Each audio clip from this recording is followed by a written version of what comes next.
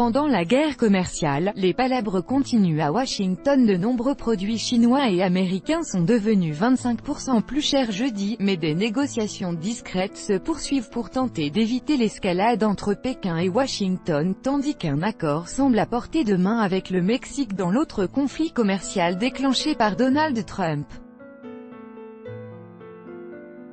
Depuis 4 heures, une GMT, ce sont désormais pour 100 milliards de dollars d'échanges commerciaux entre les deux pays qui sont lourdement taxés. C'est un septième du total de leurs échanges et l'impact commence à se faire sentir et à inquiéter.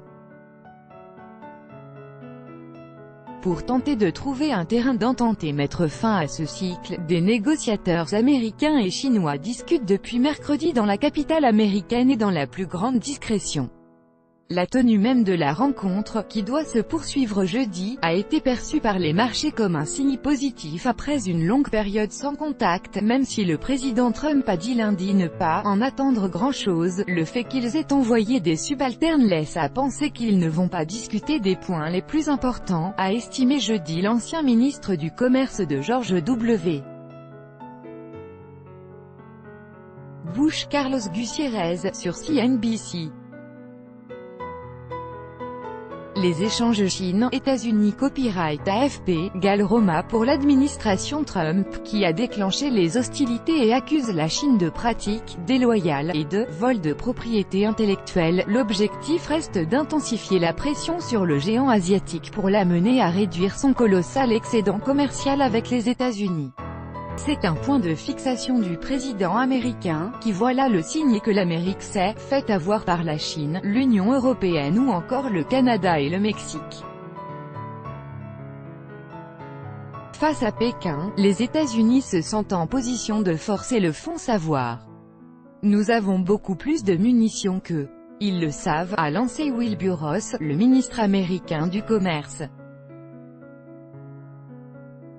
Notre économie est bien plus forte que la leur, a ajouté celui qui compte sur le patriotisme des entreprises américaines pour faire contre mauvaise fortune bon cœur. Pour augmenter encore la pression, l'administration américaine étudie la possibilité de taxer 200 milliards de dollars d'importations chinoises de plus. De fait, Pékin pourrait vite se trouver à court d'importations américaines à taxer mais choisir d'accroître la pression réglementaire et fiscale sur les entreprises américaines opérant en Chine, Boeing, Apple et groupes automobiles en tête, bien plus tôt que vite. En revanche, l'atmosphère était plutôt à l'optimisme sur l'issue des négociations commerciales, également à Washington, entre les États-Unis et le Mexique, concernant l'avenir de l'accord de libre-échange ALENA, dénoncé lui aussi par le président Donald Trump peu après son arrivée au pouvoir.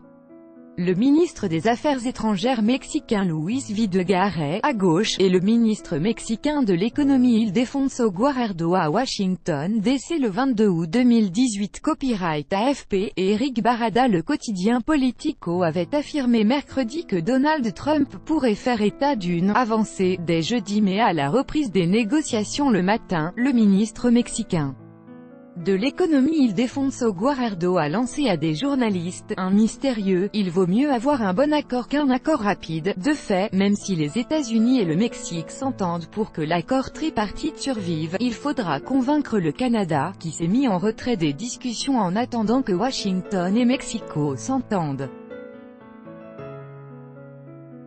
Un haut responsable canadien a souligné que l'un des principaux points d'achoppement reste la clause crépusculaire, qui impliquerait que l'accord soit approuvé à nouveau tous les 5 ans. Il n'y a aucune indication que les États-Unis ont assoupli leur position sur ce sujet, a-t-il expliqué à l'AFP.